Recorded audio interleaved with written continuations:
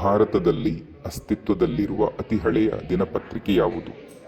Option A Mangaluru Samachar, option B Vijaya Karnataka, option C Tara, option D Mumbai Samachar. ಸರಿಯಾದ ಉತ್ತರ option D Mumbai ಸಮಾಚಾರ.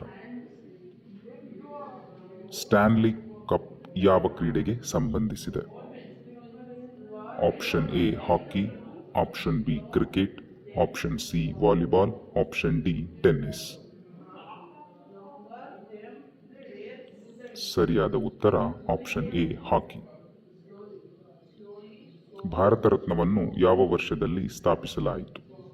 Option A 1955, option B 1954, option C 1953, option D 1956.